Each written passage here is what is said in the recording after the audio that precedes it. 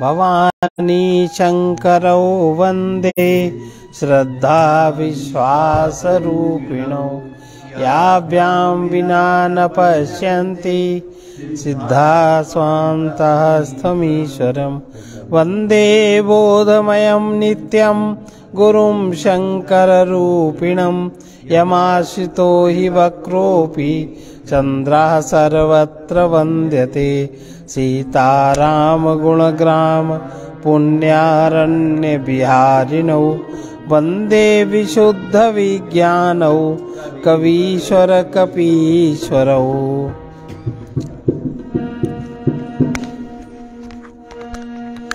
श्री रामचरितमानस का अरण्य कांड का 29वां दोहा। हम कथा सुनाते राम सकल गुण धाम की, ये रामायण है पुण्य कथा। ये रामायण है पुण्य कथा श्री राम। हम कथा सुनाते गुण धाम की ये रामायण है पुण्य कथा श्री राम की। ये रामायण है पुण्य कथा श्री राम।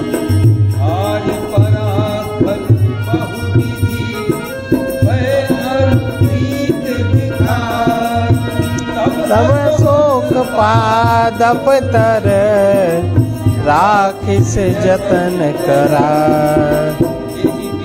कपट कुरंग संग धाई चले श्री राम। सीता राखी रटती रटती हरि नाम। रघुपति अनुजनी आवत देखी बाहिज चिंता की निबिसेखी। जनक सुता परिहरियो अकेली, आयु तात बचन मम पेली। निश्चर निकर फिरहि बन माही, मम मन सीता आश्रम नाही। गई पद कमल अनुज कर जोरी, कहु नाथ कछु मोहि न कोरी। अनुज समेत गए प्रभु तावा, गोदावरी तट आश्रम जावा। आश्रम देख जानकी हीना, भय विकल जस प्राकृत दीना। फागुन कानि जानकी सीता, रूपशील व्रत ने लक्ष्मण समुझाए बहु भांति। पूछत चले लता तरुपाती, एक खग मृग हे मधुकर श्रेणी। तुम देखी सीता मृग नयनी, खंजन सुख कपोत मृग मीना। मधुपनि करे कोकिला प्रदीना, दामिनी कमल सरद शशि अहि भामिनी। वरुण पास मनोज धनु धंसा, गज के हरि निज सुनत प्रशंसा। श्रीफल कनक कदली हर शाही, नेकुन संकस कुछ मन माही। सुनु जानकी तोहि बिनु आजू, हर से सकल पाई जनु राजू।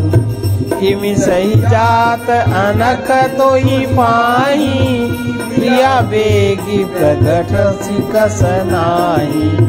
यही विधि खोजत बिलपत स्वामी, मनहु महाविरही यति कामी।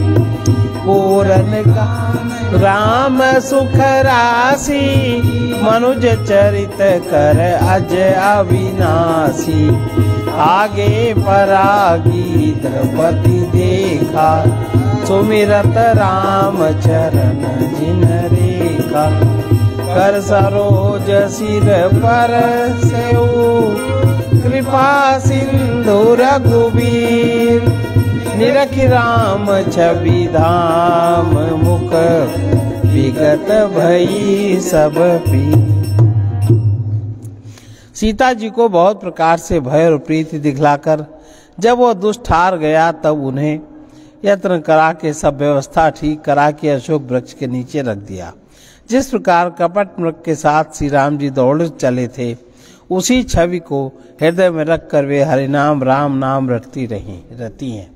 इधर रघुनाथ जी ने छोटे भाई लक्ष्मण को आते देखकर बाह्य रूप में बहुत चिंता की और कहा, हे भाई, तुमने जानकी को अकेली छोड़ दिया और मेरी आज्ञा का उल्लंघन कर यहाँ चले आए।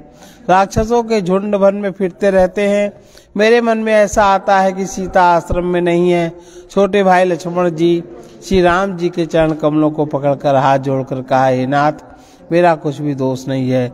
लक्ष्मण जी सहित प्रभु राम जी वहाँ गए जहाँ गोदावरी के तट पर उनका आश्रम था। आश्रम को जानकी जी से रहित देखकर श्री राम जी साधारण मनुष्य की भांति व्याकुल और दीन दुखी हो गए। वे विलाप करने लगे, हा गुणों की खान जानकी, हा रूपशील व्रत नियमों की पवित्र सीते। लक्ष्मण जी ने बहुत प्रकार से समझाया। तब श्री राम जी लताओं वृक्षों की पंक्तियों से पूछते हुए चले, हे पक्षियों, हे पशुओं, हे भौरों की पंक्तियों, तुमने कहीं मृगनयनी सीता को देखा है? खंजन, तोता, कबूतर, हिरन, मछली, भौरों का समूह, प्रवीण, कोयल, कुंदकली, अनार, बिजली, कमल, शरद की चंद्रमा और नागिन, वरुण की पास, कामदेव का धनुष, हंस, गज और सिंह, ये सब आज अपनी प्रशंसा सुन रहे हैं। वेल, सुवर्ण और केला हर्षित हो रहे हैं।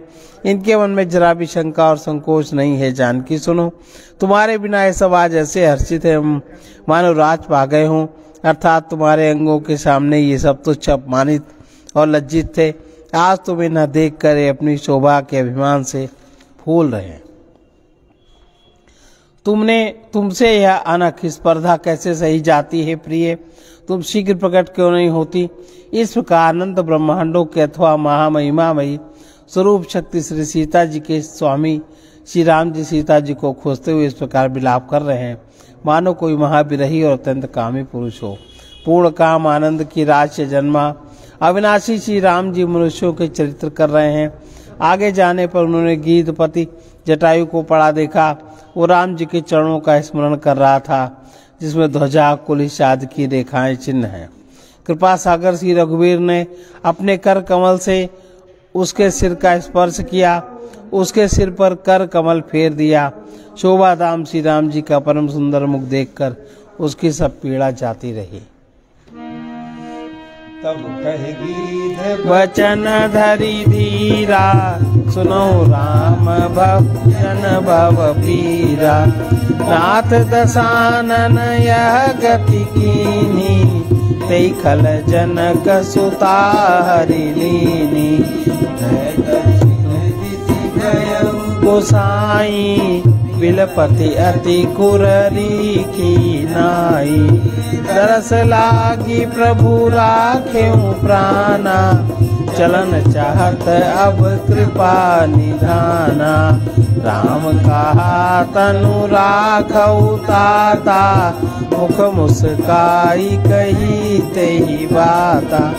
जाकर नाम मरत मुख आवा, अधमहु मुकुत होई श्रुति गावा। सोमम लोचन गोचर आगे, राखऊं देह नाथ के खागे। जल भरी नयन काहीं रघुराई, तात कर्म निज ते गति पाई। परहित बस जिनके मन माही, तिन कहाँ जग दुर्लभ कछु नाई। तनु तजितात जाऊ मम धामा, देव का तुम पूरन कामा। सीता हरन तात जनी, कहु पिता सन जाय।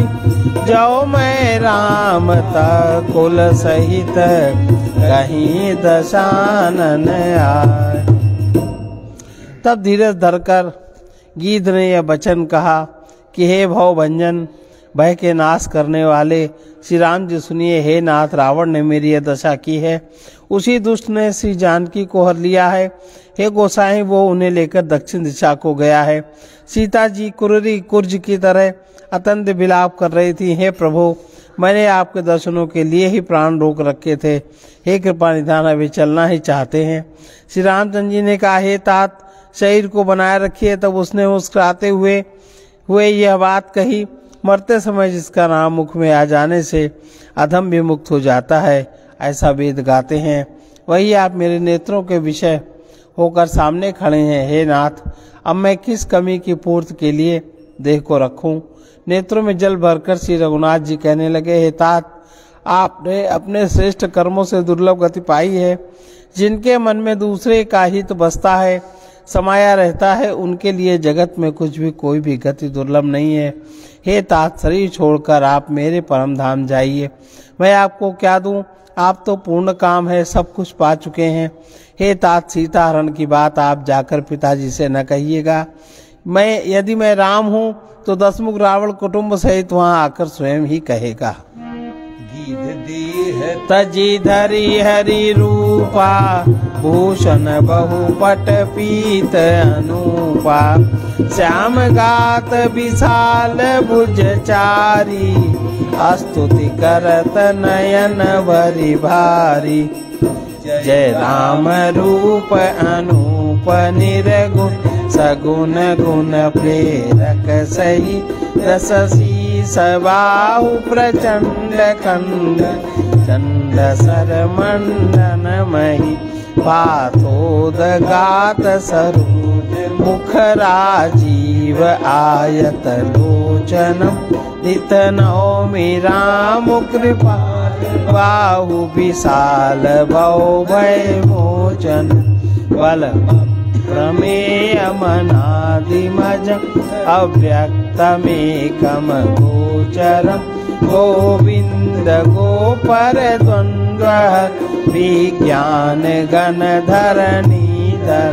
जे राम मंत्र जपंत संत, अनंत जन मन रंजन। नित नौमि राम अकाम, प्रिय कामाधिकल दल गंजन।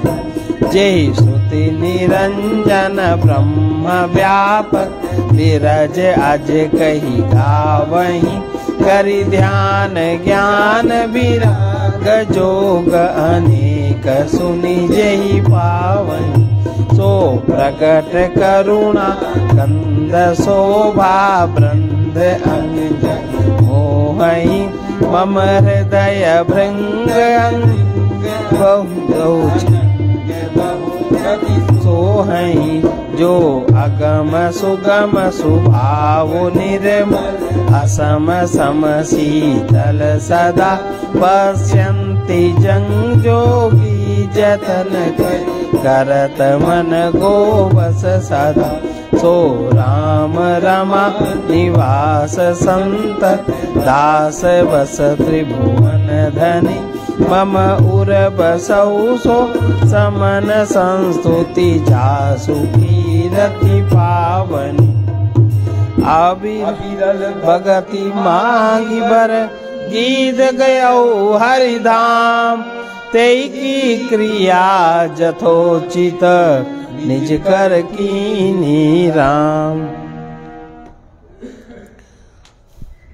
जटायु ने गीध की देह त्याग कर हरि का रूप धारण किया और बहुत से अनुपम दिव्य आभूषण, दिव्य पीताम्बर पहन लिए। श्याम शरीर है, विशाल चार भुजाएं हैं और नेत्रों में प्रेम तथा आनंद के आंसुओं का जल भरकर वो स्तुति कर रहा है। हे राम जी, आपकी जय हो। आपका रूप अनुपम है, आप निर्गुण हैं, सगुण हैं, सत्य ही गुणों के माया के प्रेरक हैं।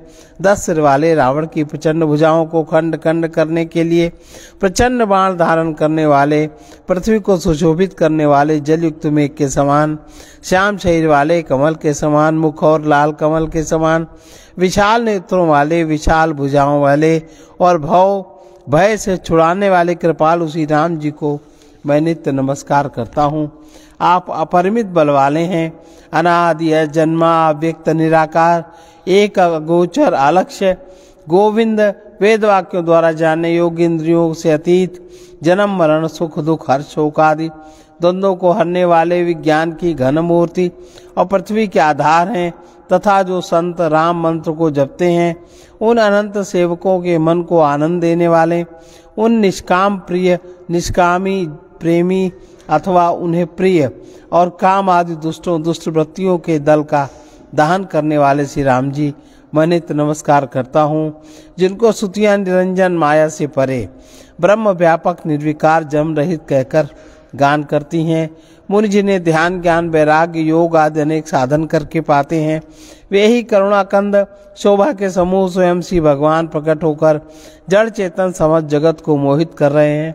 मेरे हृदय कमल के भ्रमर रूप उनके अंग अंग में बहुत से कामदेवों की छवि शोभा पा रही है, जो अगम और सुगम है, निर्मल स्वभाव है, विषम और सम है, सदा शीतल शांत है। मन और इंद्रियों को सदा वश में रखते हुए योगी बहुत साधन करने पर जिन्हें देख पाते हैं, वे तीनों लोकों के स्वामी रमा निवास श्री राम जी निरंतर मेरे दासों के वश में रहते हैं। वे ही मेरे हृदय में निवास करें, जिनकी पवित्र कीर्ति आवागमन को मिटाने वाली है। अखंड भक्ति का वर मांग कर गिद्धराज जटायु श्री हरि के परम धाम को चला गया। श्री रामचंद्र जी ने उसकी दाह क्रिया आदि सारी दाह कर्म क्रियाएं यथा योग्य अपने हाथों से की। राम सिया राम सिया राम जय जय राम। राम सिया राम सिया राम जय जय राम। कोमल चित अति दीन दयाला, कारण बिन रघुनाथ कृपाला। राम सिया राम जय जय राम। राम सिया राम गीध अधम खग आमिष भोगी, गति दीनी जो जाचत योगी। राम सिया राम जय जय राम।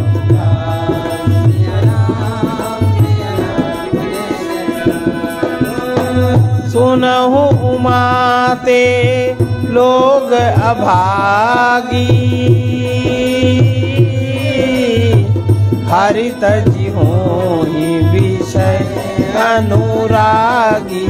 राम सिया राम जय जय राम। सिया राम जय जय राम। पुनि सीतहि खोजत दो भाई, चले बिलो कत बन बहुताई। राम सिया राम जय जय राम। राम सिया राम संकुल लता बीटप घन कानन, बहु खग मृग ताह गज पंचान। राम सिया राम जय जय राम। सिया राम जय। आवत पंथ कबंध निपाता, तेहि सब कही साप के बाता। सिया राम जय राम। सिया राम जय। दुर्वासा मोहि दीन्ही सापा, प्रभु पद पे की मिटा सो त्राता। राम सिया राम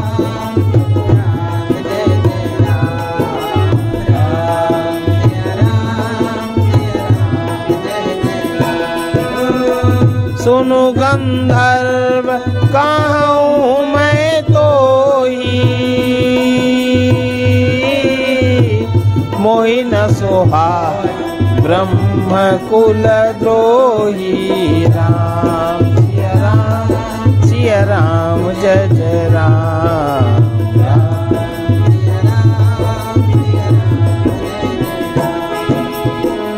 मन क्रम वचन कपट तजी, जो कर भूसुर सेव, मोहि समेत विरंचि शिव, बसता के सब दे। जटायु की दाह कर्म आदि सारी क्रियाएं यथा योग्य अपने हाथों से की। श्री रघुनाथ जी अत्यंत कोमल चित्त वाले, दीन दयालु, बिना ही कारण कृपालु हैं। गिद्ध पक्षियों में भी अधम पक्षी और मांसाहारी था, उसको भी वो दुर्लभ गति दे दी जिसे योगी जन मांगते रहते हैं। शिव जी कहते हैं, पार्वती सुनो, वे लोग अभागे हैं जो भगवान को छोड़कर विषयों से अनुराग करते हैं। फिर दोनों भाई सीता जी को खोजते हुए आगे चले। वे वन की सघनता देखते जाते हैं। वो सघन वन लताओं और वृक्षों से भरा है, उनमें बहुत से पक्षी, मृग, हाथी और सिंह रहते हैं। श्री राम जी ने रास्ते में आते हुए कबंध राक्षसों को मार डाला। उसने अपने शाप की सारी बात कही। श्री राम जी ने रास्ते में आते हुए कबंध राक्षस को मार डाला। उसने अपने शाप की सारी बात कही। वो बोला, दुर्वासा जी ने मुझे शाप दिया था, अब प्रभु के चरणों को देखने से वो पाप मिट गया। श्री राम जी ने कहा, हे गंधर्व सुनो, मैं तुम्हें कहता हूँ कि ब्राह्मण कुल से द्रोह करने वाला मुझे नहीं सुहाता। मन वचन और कर्म से कपट छोड़कर जो भूदेव ब्राह्मणों की सेवा करता है, मुझ समेत ब्रह्मा शिव आदि सब देवता उसके वश में हो जाते हैं। सापत ताड़त पुरुष कहंता, विप्र पूज्यस गावहि संता, पूज्य विप्रशील गुणहीना, शूद्र न गुण गण ज्ञान प्रवीणा, कहि निज धर्म ताई समुझावा, निज पद प्रीति देखि मन भावा, रघुपति चरण कमल सिरुनाई, गयौ गमन आपति गति पाई, ताहि देई गति राम उदारा, सबरी के आश्रम पगुधारा, सबरी देखी राम गृह आए, मुनि के वचन समुझि जिय भाए, सरस जलोचन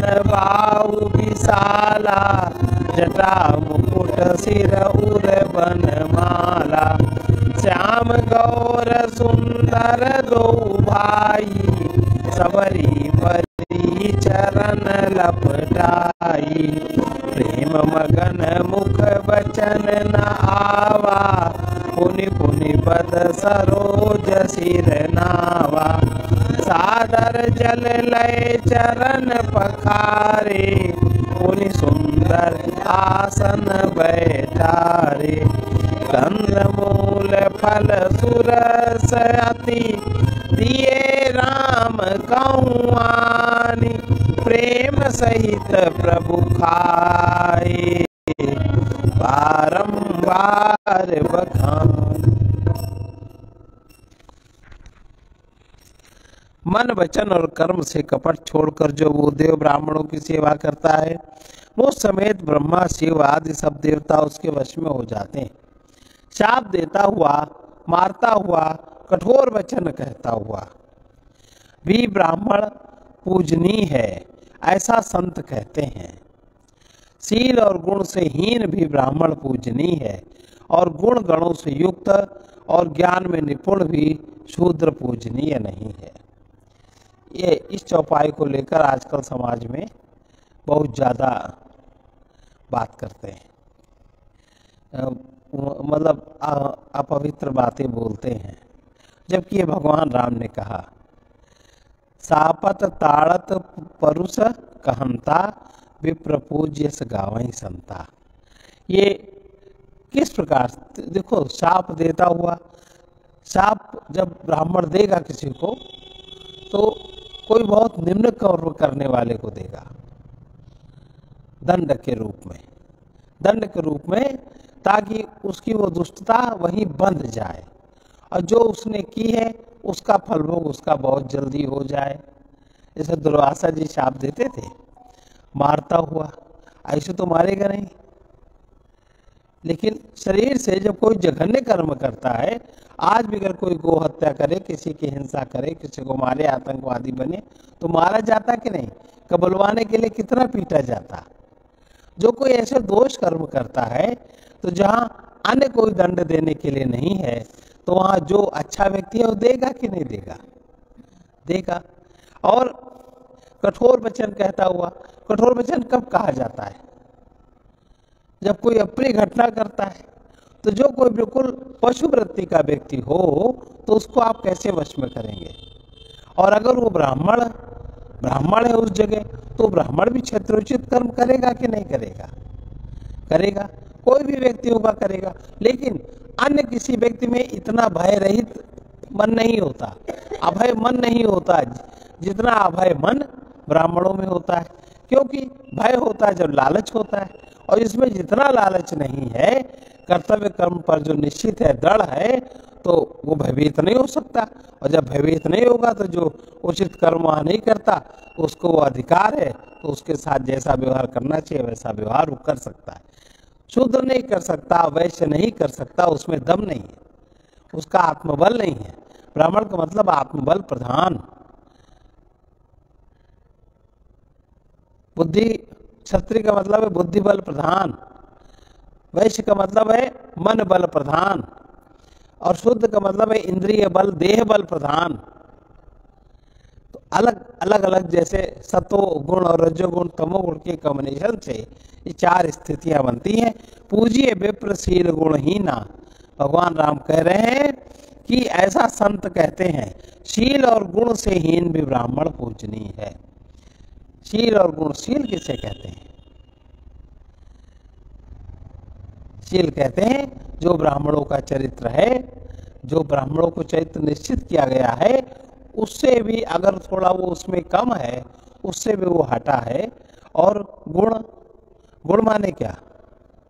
शील गुण, शील का गुण जिसमें नहीं है उससे वो हीन है, तो भी वो पूजनीय है। शूद्र न गुण गण ज्ञान प्रवीणा, जो जिसमें शील गुण नहीं है, ब्राह्मणोचित कर्म से जो थोड़ा हटा हुआ है, फिर भी वो पूजनीय है। कितना हट जाएगा? आपका अभ्यास अगर तंबाकू खाने का, आप कितना छोड़ सकते हो? आपका अभ्यास अगर शराब पीने का है तो आप कितना छोड़ सकते हो? जरा सा मौका लगेगा आप उधर ही को झुक जाओगे। ऐसे जिस ब्राह्मण में शील गुणहीन मान लो कोई ब्राह्मण हो गया है, वो जरा सा मौका होगा, सामने वैसी परिस्थिति आएगी, उसमें शील गुण जागृत हो जाएगा। और शूद्र नहीं गुण ज्ञान प्रवीणा, अगर कोई गुण है शूद्र में और ज्ञान है, निश्चय ज्ञान उनका पढ़ा लिखा होगा, कैसा होगा, तो लेकिन देह से, देह की उत्पत्ति, देह में, देह की जब उत्पत्ति होती है तो सत्वगुण तमोगुण रजोगुण से, और सत्वगुण रजोगुण तमोगुण से इरा पिंगला नाड़ियों की प्रधानता होती है। ब्राह्मण में सुषुम्ना नाड़ी की प्रधानता होती है, ब्राह्मणों में ब्रह्मचक्र की प्रधानता होती है, और बाकी लोगों में निम्न चक्रों की प्रधानता होती है। और उसमें जो बीज निहित है पूर्व ऋषियों का, पूर्व किसी ज्ञानी का, मौका पाते ही वो प्रकट हो जाएगा। इसलिए जो शूद्र भी गुण और ज्ञान हो, प्रवीण हो उसमें, तो वो पूजा तो की जाती है, पर पूजनीय नहीं। अगर पूजनीय हो गया तो वो पूरी जाति के लिए हो जाएगा, मतलब पूरे सब लोग कहेंगे हमको पूजो, हमको पूजो, हमको पूजो। बाकी तो संत रैदास हो गए, उनको लोगों ने माना कि नहीं माना, पूजा कि नहीं पूजा। एक जो कम्युनिटी में वो चीज होती है, वो चीज नहीं होनी चाहिए, इसकी बात कह रहे हैं। और गुण गणों से युक्त और ज्ञान में निपुण भी शूद्र पूजनीय नहीं है, मतलब पूजा के योग्य। उसका आप चरण वंदन, उसका आप ब्राह्मणों की तरह पूजा आप करोगे तो चूंकि शरीर में फर्क है, शरीर में फर्क होने के कारण उसका जो निस्तारण है, गुणों का जो निस्तारण है, वो शुद्ध सत्व गुण ना होकर के अन्य गुण होंगे, उसका प्रभाव उतना अच्छा नहीं पड़ेगा। और ब्राह्मणों में अगर उसकी पूजा अगर वो अपने आप में स्थिर हो जाएगा तो शुद्ध सत्व गुण के प्रवाह के कारण इसकी पूजा को इन बताया। वरना कोई व्यक्तिगत है तो उसका तो सम्मान होता ही है, सम्मान तो होता है, पूजा नहीं होती, सम्मान होता है। पूजा तो उसकी होती है जिससे आपको ऊर्जा मिले, जिसकी सात्विक ऊर्जा है, जो सत्वगुणी है, उसकी पूजा आप करो तो आपको उसमें ऊर्जा और सत्वगुण मिलेगा। अगर सत्वगुणी और ऊर्जावान नहीं है, आत्म ऊर्जा से संबंधित नहीं है, केवल ज्ञान माने केवल बौद्धिक ज्ञान है, किसी को है तो बौद्धिक ज्ञान। देखो बिहार के मुख्यमंत्री पढ़े लिखे हैं, क्या बोलते हैं, कैसा उनका विचारधारा, उनकी सत्य केंद्रित नहीं होती, असत्य केंद्रित विचारधारा होती है, प्रकृति जन्य विचारधारा होती है। तो प्रकृति जन्य ज्ञान को ज्ञान नहीं मानते। ज्ञान तो आत्मज्ञान होता है, ज्ञान तो ब्रह्म ज्ञान होता है, ज्ञान तो सत्य गुण की प्रखरता में जो प्रकट होता है वो होता है। तो ऐसा अगर कोई देह को मैं मानना अगर किसी का नहीं छोड़ता तो उसकी पूजा आप नहीं कर सकते, क्योंकि आपको लाभ नहीं मिलने वाला। श्री राम जी ने अपना धर्म भागवत धर्म कहकर उसे समझाया, अपने चरणों में प्रेम देखकर वो उनके मन को भाया। तदंतर श्री रघुनाथ जी के चरण कमलों में सिर नवाकर वो अपनी गति गंधर्व का स्वरूप पाकर आकाश में चला गया। आज अभी कोई मिला, वो कह रहा था कि कोई एक है, वो कुछ लिखते, देखो अधिकतर क्या होते हैं लोग, जो शूद्र वर्ण के लोग हैं आजकल अपना वो छिपा लेते हैं, अपने जाति का जो प्रधान कुछ और लिख देते हैं, होते कुछ और लिखते कुछ और है। अब रवीश कुमार पत्रकार हैं, उनकी तुलना उस तुलसीदास जी से कर रहे थे। पढ़े लिखे हैं, ज्ञानवान हैं, बहुत अच्छा ज्ञानवान था और उनकी तुलना इससे कर रहे हैं, इसका क्या मतलब है? पढ़ा लिखा का मतलब नास्तिकता नहीं होता। कोई पढ़ा लिखा है, कोई चार्वाक है तो क्या वो पूजनीय है? क्योंकि उसका संबंध स्रोत से नहीं है। जो आत्म स्रोत है, जो परमात्मा स्रोत है, वो संबंध नहीं उसकी बुद्धि का, उसकी बुद्धि का संबंध प्रकृति के उससे है, तो कैसे पूजनीय हो सकता है? अभी का उदाहरण है। भागवत धर्म कहकर उसे समझाया, अपने चरणों में प्रेम देखकर वो उनके मन को भाया। तदंतर रघुनाथ जी के चरण कमलों में सिर नवाकर वो अपनी गति पाकर आकाश में चला गया। उदार श्री राम जी ने उसे गति देकर सबरी जी के आश्रम में पधारे। सबरी जी ने श्री रामचंद्र जी को घर में आए देखा, तब मुनि मतंग जी के वचनों को याद करके उनका मन प्रसन्न हुआ। कमल सदृश नेत्र, विशाल भुजा वाले, सिर पर जटाओं का मुकुट, हृदय पर बनमाला धारण किए हुए सुंदर सांवले गोरे दोनों भाइयों के चरणों में सबरी जी लिपट गए। वे प्रेम में मगन हो गईं, मुख से वचन नहीं निकलता, बार बार चरण कमलों में सिर नवा रही हैं। फिर उन्हें जल देकर आदर पूर्वक दोनों भाइयों के चरण धोए और फिर उन्हें सुंदर आसनों पर बिठाला। उन्होंने अत्यंत रसीले और स्वादिष्ट कंद मूल और फल लाकर श्री रामचंद्र जी को दिए। प्रभु ने बार बार प्रशंसा करके उन्हें प्रेम सहित खाया। अब लोग कहते सबरी झूठे बेर खाए, वो तो कहीं नहीं लिखा, प्रशंसा करके खाया कि बहुत अच्छे हैं। मतलब सबरी को इतना दीनहीन बना दिया, इतना वैसे बना दिया, राम जी को इतना ऊंचा बना दिया कि वो किसी का जूठा खाने लगे। जबकि भारतीय संस्कृति में जूठा खाना, पति पत्नी का, परिवार का भी जूठा खाना ठीक नहीं माना जाता, किसी का भी उच्चिष्ट नहीं खाना चाहिए। अब उसमें लोग कहते हैं कुछ और, इसमें लिखा है कुछ और। बार बार प्रशंसा करके उन्हें प्रेम सहित खाया, तो ठीक है। आगे बैठानी प्रभु ही बिलो की प्रीति अति बारी, यही विधि स्तुति करऊं तुम्हारी, अधम जाति में जड़मति मारी, अधम ते अधम अधम अति नारी, दिन माह में मति मंद अगारी, कहा रघुपति सुनु भामिनी बाता, मानहु एक भगति करनाता, जाति पाति कुल कर बड़ाई, धन बल परिजन गुण चतुराई, भगतहीन नर सोहई कैसा, बिनु जल बारिक देखिय तैसा, नवधा भगति कहूँ तो ही पाई, सावधान सुन धरु मन माही, प्रथम भगति संतन कर संगा, दूसरी रति मम कथा, गुरुपद पंकज सेवा, तीसरी भगति अमान, चौथी भगति मम गुण गण, करहि कपट तजी गान। फिर वे हाथ जोड़कर आगे खड़ी हो गई। प्रभु को देखकर उनका प्रेम अत्यंत बढ़ गया। उन्होंने कहा, मैं किस प्रकार आपकी स्तुति करूं? मैं नीच जाति की और अत्यंत मूढ़ बुद्धि हूं। मूढ़ बुद्धि, देखो चित्त के 4 स्तर होते हैं, 4 स्तर, मूढ़, क्षिप्त, विक्षिप्त और एकाग्र। 5वां लेवल होता है निरुद्ध। तो जो जितना जिसमें तामसी गुण, जितना तामस होगा उतना उसमें मूढ़ता होगी। वो हर बात में अटक जाता है। अगर नास्तिकता में अटका है तो अटका ही रहेगा। विचार उसका विवेक युक्त विचार नहीं होता। विचार में अटका है तो अटका ही रहेगा। विवेक जागृत नहीं कर पाता। कोई चीज मान ले, उसमें अटका है, जिद पर अड़ा है, उसी की संज्ञा शूद्र कही जाती है। इसीलिए कहा कि मैं नीच जाति की और अत्यंत मूढ़ बुद्धि हूं। नीच जाति माने निम्न, माने सत्व नहीं, तम, और जो अधम से भी अधम है, स्त्रियां। स्त्रियां अधम से अधम।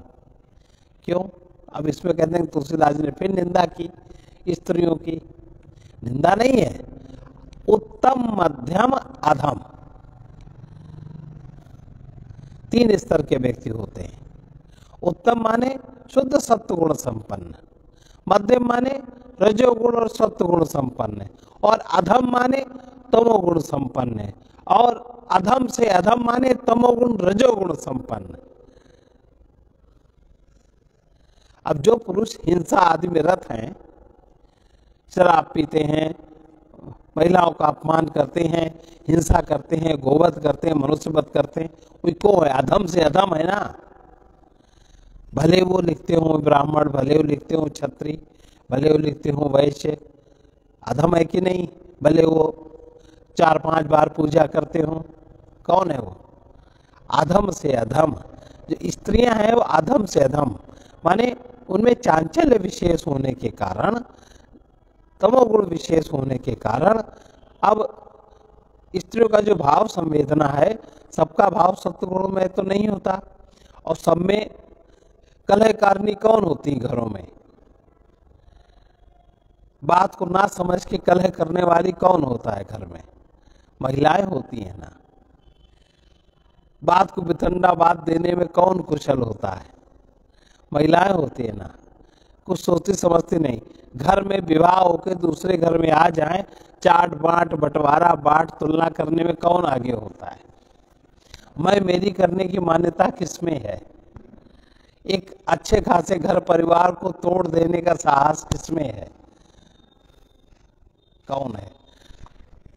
अपने शरीर को, अपने शरीर की सुरक्षा का ध्यान न रखते हुए, मन की सुरक्षा का ध्यान न रखते हुए, अपने प्रकृति के द्वारा बनावट का ध्यान न रखते हुए, मैं क्या कोई कम पुरुषों से? उसी तरह वस्त्र पहनेंगी। अरे पुरुषों का अंग प्रत्यंग, तुम्हारा अंग प्रत्यंग फर्क है। तुम इस तरीके के वस्त्र आदि धारण करके तो कौन आकर्षित होता? राक्षस, कुटिल मनुष्य, पशु प्रकृति के मनुष्य, असुरक्षा, अपने असुरक्षा को खुद निमंत्रण देने वाले। और फिर कहती कि उनमें वो भाव जागृत ना हो। जागृत तो होगा ही। सामने अगर कोई उद्दीपक है, तो भाव जागृत। अभी जड़ता है कि नहीं? इस तरह की जड़ता, अधमता है कि नहीं? और अपनी हानि कर लेना, करवा लेना, अधम से अधमता है कि नहीं? पर अपनी अटकी बुद्धि में विचार नहीं करना। वो आज भी इस ABCD पढ़ने से, थोड़ा बहुत शिक्षित बुद्धि को शिक्षा कर लेने से अंतर की विवेक की जागृति तो नहीं होती। अपने शरीर के प्रति, अपने मन के प्रति, अपने भावनाओं के प्रति उनकी सुरक्षा न करते हुए कहीं भी हर जगह विदीर्ण, अब देखो आजकल फेसबुक में, देखो आजकल पेपर में, जिन्होंने अपनी लज्जा और श्री दोनों को खो दिया केवल वस्त्र परिधान में।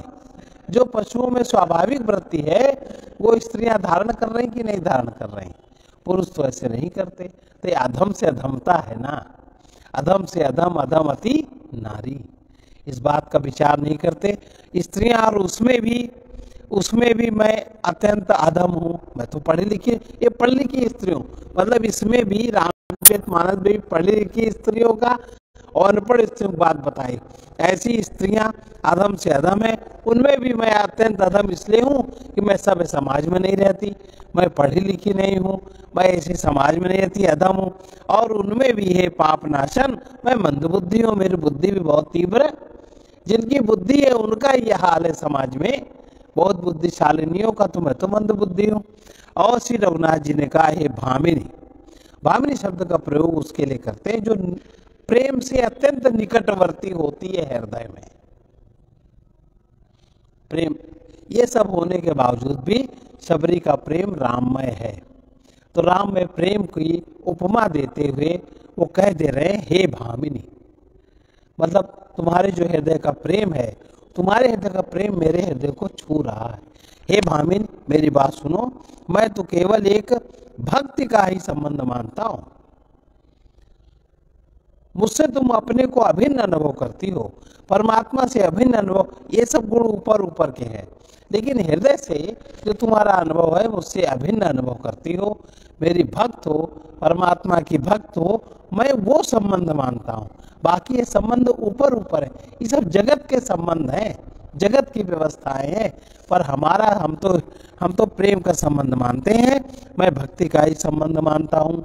और वो प्रेम का संबंध जिसका प्रेम निर्मल हो जाए, जिसके प्रेम में आसक्ति मोह ममता आदि न रहे, जिसके प्रेम में विनाशी जगत न रहे, जो अविनाशी तत्व के प्राप्ति के लिए, अविनाशी की बोध के लिए जो परमात्मा का स्मरण करता है, जन्म मरण छूटने के लिए जो परमात्मा का स्मरण करता है, वो भगवान कह रहे हैं जाति सामाजिक व्यवस्था, पांति पंक्ति सामाजिक व्यवस्था, कुल धर्म बड़ाई धन बल कुटुंब गुण चतुरता, इन सब के होने पर भी जो मनुष्य परमात्मा की भक्ति से रहित है, जिसमें परमात्मा से एक होने का भाव नहीं है, वो जैसे जलहीन बादल, बादल तो हो पानी न हो दिखाई देते हैं, ऐसे ही दिखाई पड़ते हैं।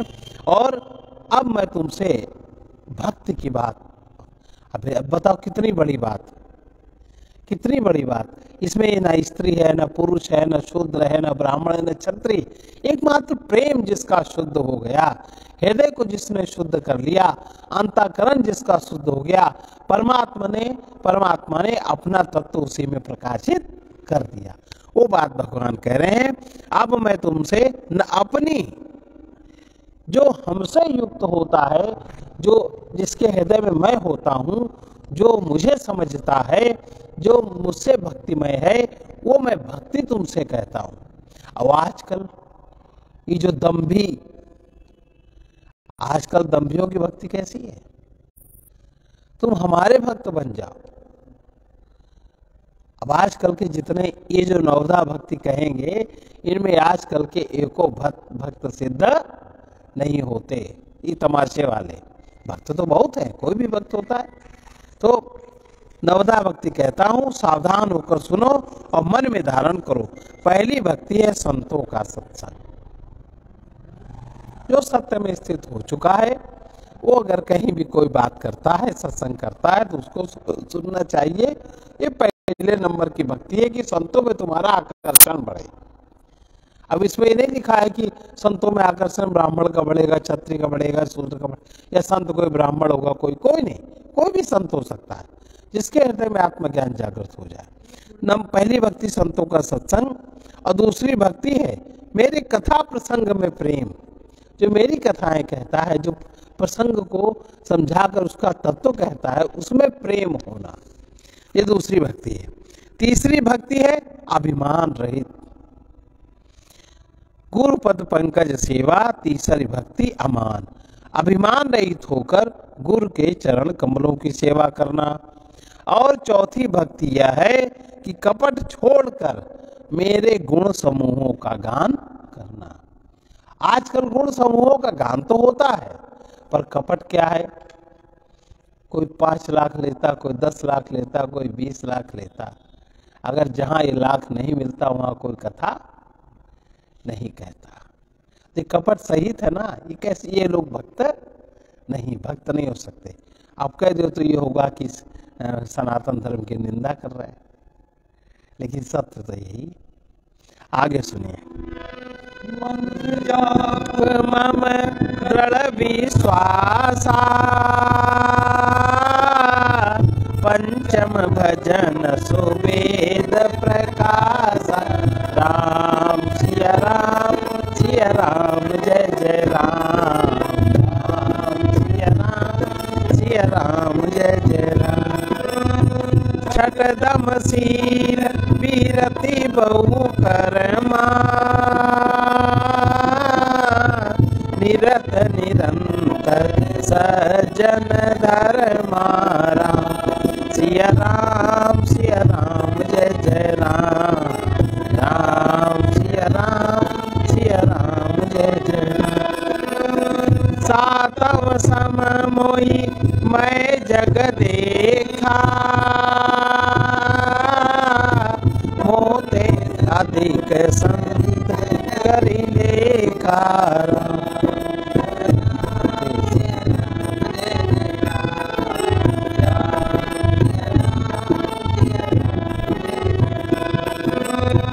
आठव जथा लाभ संतोषा,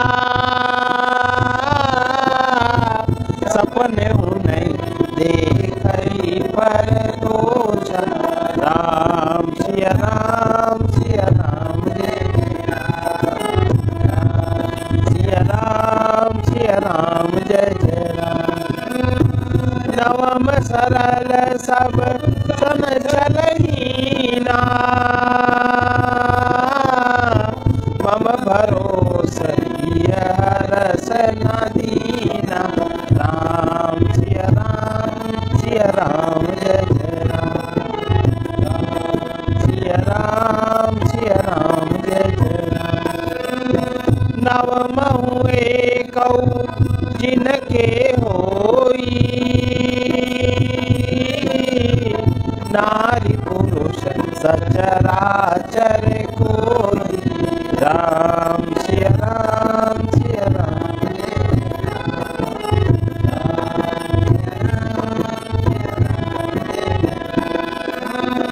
सोई अतिशय प्रिय भामिनी मोरे, सकल प्रकार भगति दृढ़ तोरे। राम सिया राम, सिया राम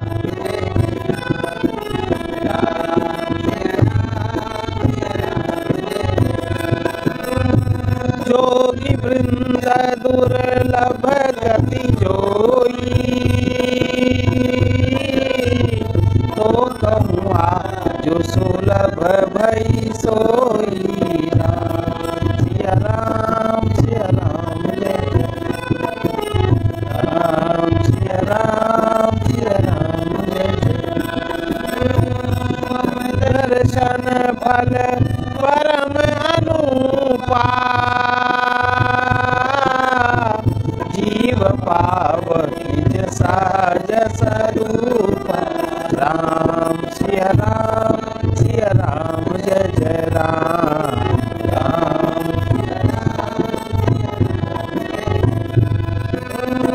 जनक सुता कई सुधि भाविनी,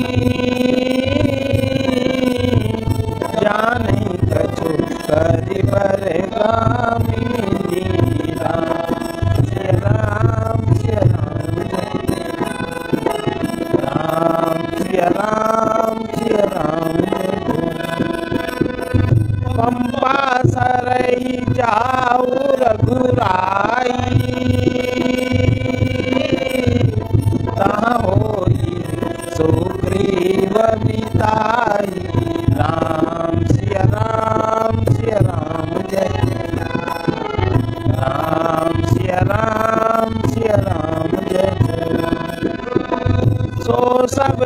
आई देव रघुवीरा,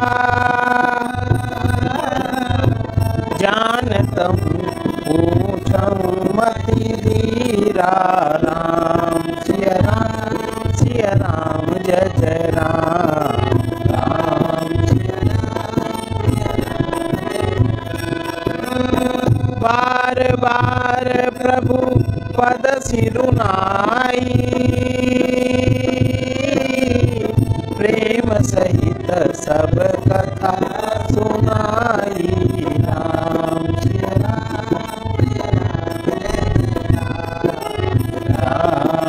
राम जय। सकल बिलो की हरि मुकर दय, पद पंकज धरे तजी जोग पावक देह। हरि पद न भई जहाँ नहीं फिरे, नर विविध कर्म अधर्म बहुमत। शोक प्रद सब त्यागहु, विश्वास करि कह दास। राम पद अनुरागहु, हीन अघ जन्म मही। मुक्त कीन्ही असिनारी, महामंद मन सुख चासी। ऐसे प्रभु ही विचार। तीसरी भक्ति है अभिमान रहित होकर गुरु के चरण कमलों की सेवा। और चौथी भक्ति यह है कि कपट छोड़कर मेरे गुण समूहों का गान, परमात्मा के गुणों का गान। जो अहंकार के जितने दोष हैं सब अहंकार के हैं, जितने गुण हैं सब परमात्मा के हैं। मेरे मंत्र का जाप, मंत्र जाप मम दृढ़ विश्वासा। मंत्र का जाप और मुझ में दृढ़ विश्वास, ये पांचवी भक्ति है जो वेदों में प्रसिद्ध है। छठी भक्ति है इंद्रियों का निग्रह, शील, अच्छा स्वभाव या चरित्र, बहुत कार्यों से वैराग्य और निरंतर संत पुरुषों के धर्म आचरण में लगे रहना। सातवीं भक्ति है जगत भर को समभाव से मुझ में ओतप्रोत देखना। सब परमात्मा में है और परमात्मा सब में है। सबसे पहला ये सिद्धांत। और संतों को मुझसे भी अधिक करके जान। संत कर लेखा, संतों ने जो लिखा है, जो पढ़ा है, उसको मानना और जानना। आठवीं भक्ति है जो कुछ मिल जाए प्राप्त में संतोष करना और स्वप्न में भी पराये दोषों को न देखना। और हम लोग दोषे देखने की आदत है। नवी भक्ति है सरलता और सबके साथ कपट रहित बर्ताव करना। अब अगर सबके साथ कपट रहित बर्ताव हो जाए तो समाज में क्या ये जो सब विडंबनाएं दिखती क्या रहे, चारों तरफ कपट कपट है। हृदय में मेरा भरोसा रखना और किसी भी अवस्था में हर्ष और दैन्य का न होना।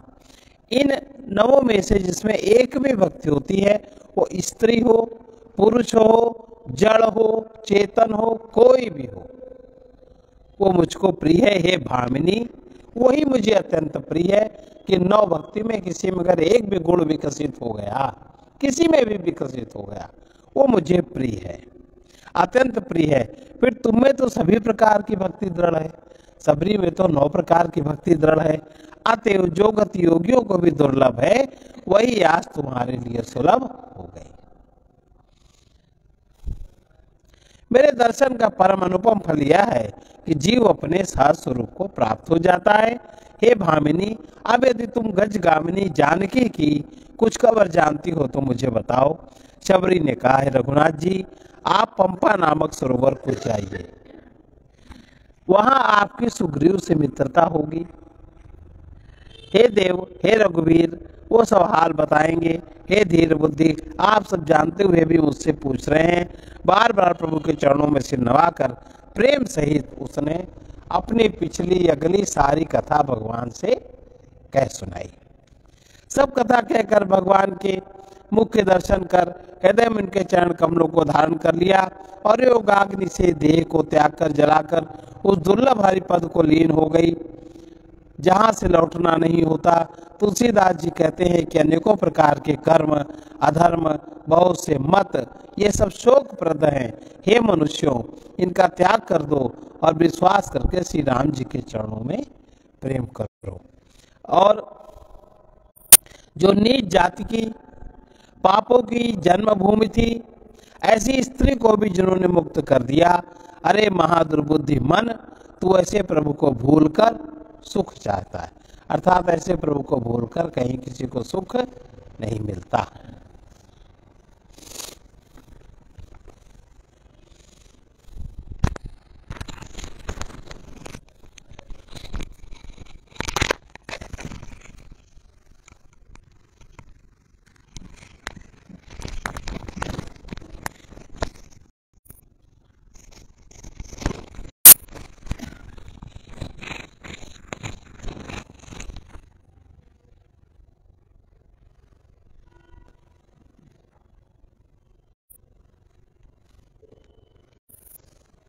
ये पद विनय पत्रिका का है 58वां पद।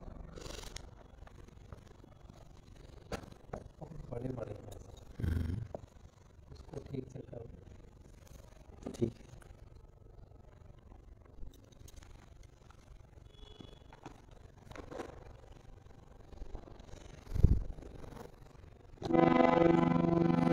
देव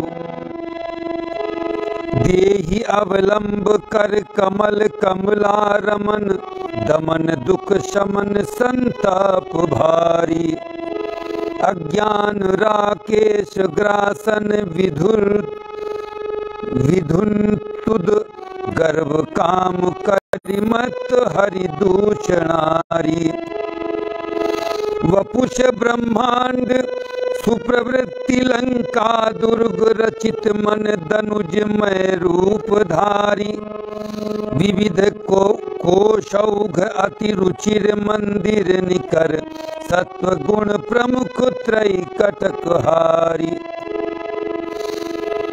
कुणप अभिमान सागर भयंकर घोर, विपुल अवगाह दुस्तर अपारम। नक्र रागादि संकुल मनोरथ, सकल संग संकल्प बीची विकारम। मोह दश मौली तद भ्रात अहंकार, पाकारी जित काम विश्राम हारी। लोभ अति काय मत सर महोदर दुष्ट, क्रोध पापिष्ठ विबुधांतकारी। द्वेष दुर्मुख दंभ खर, अकंपन कपट दर्प मनुजाद मद शूल पानी। अमित बल परम दुर्जय निशाचर निकर, सहित षड वर्ग गोया तुधानी। जीव भवदंघ्रि सेवक विभीषण बसत, मध्य दुष्टाटवी ग्रसित चिंता। नियम यम सकल सुरलोक लोकेश लंकेश, वशनाथ अत्यंत भीता। ज्ञान अवधेश गृह गेहिनी, भक्ति शुभ तत्र अवतार भूभार हरता। भक्त संकष्ट अवलोकि पितुवाक्य कृत गमन, किय गहन वैदेही भरता। कैवल्य साधन अखिल भालु मरकट विपुल ज्ञान, सुग्रीव कृति जलधि सेतु।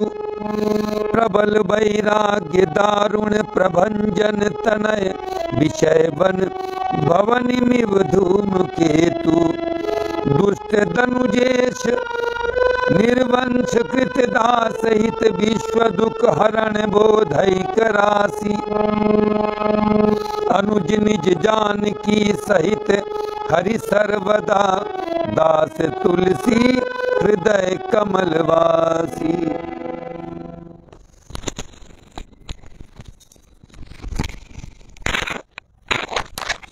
सर्वे भवन्तु सुखिनः, सर्वे सन्तु निरामया।